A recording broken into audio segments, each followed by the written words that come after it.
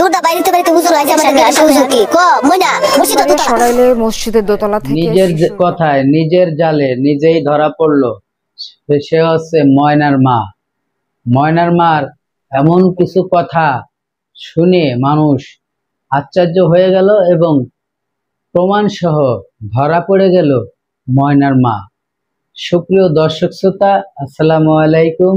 দেশে এবং প্রবাসে, দূরে এবং কাছে, যে যেখান থেকে আজকের এই ভিডিওগুলো দেখার জন্য প্লে করেছেন, সবাইকে আন্তরিক শুভেচ্ছা, অভিনন্দন।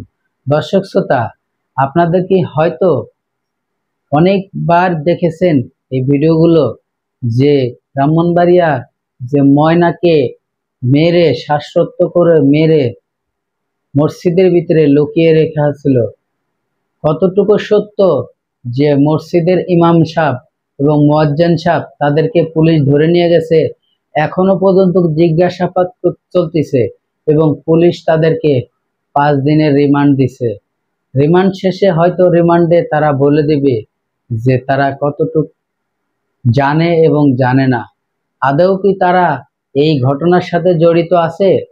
এখন আপনাদের কাছে আমি কিছু প্রশ্ন রাখতে চাই, যে ধরেন ঘটনাটি আপনি আমি কেউ জানে না, অথচ কারোর বাড়ি আশেপাশে সেই ঘটনাটি হয়েছে, তার জন্য কি সেই বাড়িওয়ালা দায়ী? না, তার জন্য সেই বাড়িওয়ালা দায়ী না। কিন্তু প্রাথমিকভাবে পুলিশ এবং সাধারণ জনগণ তাকে ধরতেই পারে। এই জন্যই তদন্ত যেহেতু হয় নাই, এই তদন্ত হওয়ার জন্য পুলিশ প্রশাসন মসজিদের ইমাম সাহেবকে এবং মুয়াজ্জিন সাহেবকে ধরে নিয়ে রিমান্ডে দিছে। কারণ ঘটনাটি মসজিদের ভিতরে, আর সারা বাংলাদেশ তোড়পাড় হয়ে গেছে যে মসজিদের মধ্যে ময়না 8 বছরের মায়ের লাশ কিন্তু কিভাবে এলো, এর পিছনে কি কাজ, কি কারণ। ময়নার বাবা যে তথ্য দিয়েছে সেই তথ্য অনুযায়ী ময়নার মায় ফেসে যায়। ময়নার মার যে অভিনয়, ময়নার মা যে কান্নাকাটি করতেছে, আদৌ কতটা সত্য এটা কিন্তু এখনো সাধারণ মানুষ আমরা জানি না।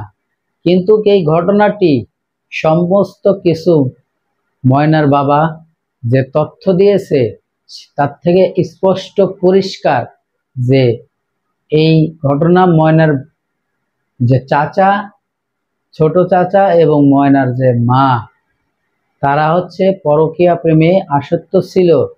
তার বাবা যখন, ময়নার বাবা যখন প্রবাসে থাকতো, বাহরাইন প্রবাসী ছিল, তখনই সে থাকা অবস্থায় সে জানতো যে তারই ছোট ভাইয়ের সাথে এই ধরনের কাজ চলতেছে তার নিজের স্ত্রী।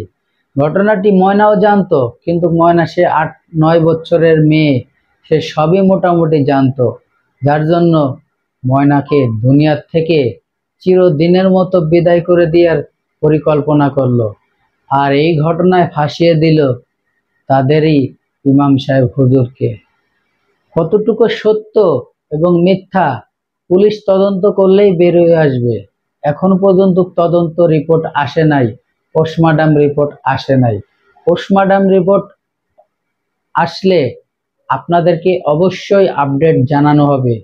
অবশ্যই এই ভিডিওটি দেখার জন্য আজকে যারা ওপেন করেছেন এবং দেখতেছেন, সবাইকে আপনাদেরকে রিকোয়েস্ট করব ভিডিওটি প্রচুর পরিমাণে শেয়ার করে দিবেন, যাতে দ্রুত ময়নার বিচার হয় এবং আসিয়ার মতো 90 দিনের আগেই।